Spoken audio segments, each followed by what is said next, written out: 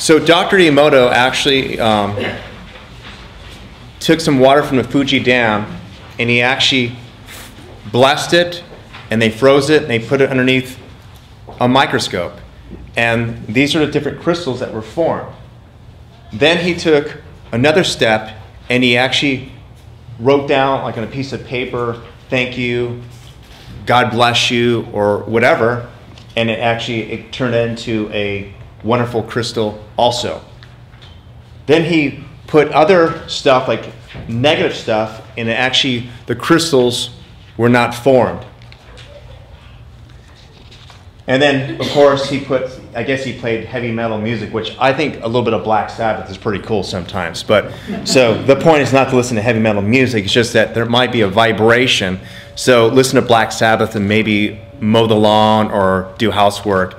Maybe that will be the right frequency. But the point of this is that if you sometimes listen to music and you feel good, it's because it's in alignment with you. If you listen to music and you feel like you want to kill someone, well, it's vibrating a certain way to connect to those certain receptors in your body. It's vibration. And music, sound frequency, is a very, very potent type of frequency, and it does influence us. And of course, there's other psychological stuff. If it's a love song in which you and your ex-wife shared, of course, when you hear that song every time on the radio, you're going to either cry or whatever it is. That's a whole nother story I'm not going to get into. So thoughts create things. And what he's trying to demonstrate here is that by our thoughts that we can see particles form. We can see things change. One thing that's left out in that experiment that he did not put in there is that him observing that, him knowing what the turnout might be, might have affected the test. But anyway, the fact is that the observer affects, meaning that I can take that pendulum, and if I don't like someone, and I say, yeah, your heart's shut down, and I walk up to you, by my thoughts, thinking about that, looking at your heart, I affect the field. That thing might have a negative spin, not because you showed up with your heart closed, but because I am participating in that. Sometimes I digress, so if you walk up to, if you get a reading from a psychic, if you share that type of space with that person, do know you're sharing that space with that person. So how she woke up, what's on her mind, affects your reading. Nothing is 100% concrete or accurate. Everyone is affecting the field. With that being said, there's always a level of uncertainty. So the best thing you can do is always remember your intentions, open up your heart, and go with the flow and let go. Because you really don't know what the turnout's going to be. Any questions thus far on this? Am I on the same page? Because I know some people are hearing stuff for the first time. Some people came here to meet chicks. Some people, everyone has a different, agenda, and that's cool. All right. And there's always that one person who likes to hear himself talk. Wait a minute, I'm up here. No, there's that one person that likes to ask a lot of questions and keeps asking questions and asking questions. Please don't be that person. All right. So, okay, let's move forward to the next one. The power of emotions, the power of desire. And that is the part that I actually didn't know about, when I read the Think and Grow Rich book, is because I thought just in my thoughts I can create this. But you need the emotions behind it. You need the emotions behind it. Otherwise, it's very hard to create that. What's really cool, I'm going to jump ahead, is that this person who wrote this book in the 1920s, 1930s, he basically said that, to attract something, you need the thoughts, you need the desire, and you need the faith. He was very progressive for his time. So that's something we're going to do here.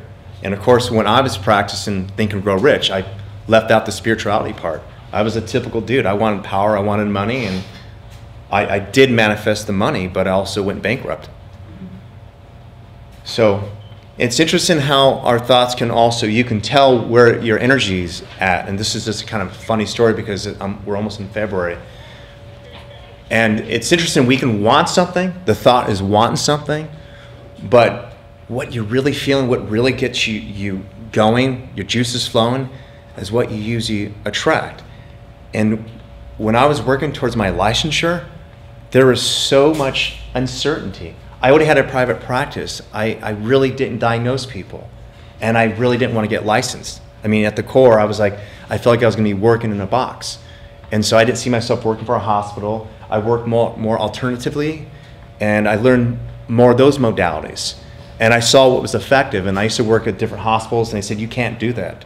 You know, we can't cover you with our insurance, or they just thought it was out there. So I had this there's always this underlying feeling like, what am I going to do? And yet I went to school and put a lot of money and energy into that, thinking that when I got my doctorate, I was going to get licensed and do all these different things. So my thoughts were there, but my heart wasn't there. And I attracted exactly what I needed to know to what I needed to do next. And come that, I think after I graduated, and I was trying to figure it out, and like asking the universe, what do I need to do? And I went to a pajama party. It was like a Valentine's Day thing. I decided to dress in drag, which is just kind of my nature, with a friend of mine. I'm just kind of wild. And I got arrested dressed that way. And I got a DUI. And, you know, and that, it was interesting because I was dressed this way, and I was on a date, and she was dressed kind of wild too. And, you know, we're showing up to the police station, and the cop's like, oh my God, this guy's a freak. Because it's not even Halloween. And I get arrested, and of course I have to talk to board psychology.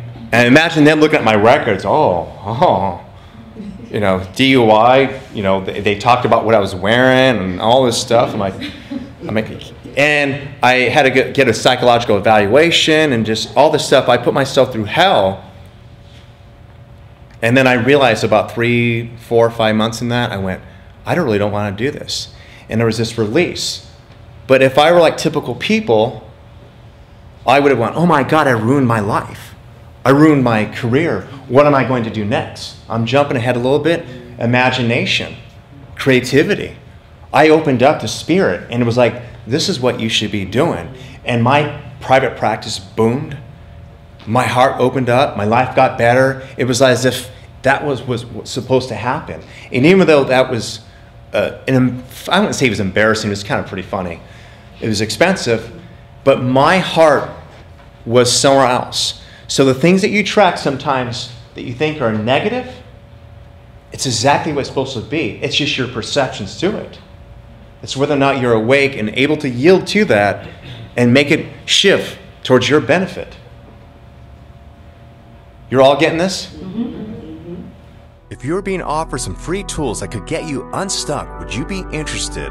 If so, visit raydoctor.com and receive your free transformational exercises. Imagine starting each day feeling deeper love, a clearer mind, and being able to say to yourself, I really feel good. My clients love these, and so will you. Get them now for free at raydoctor.com.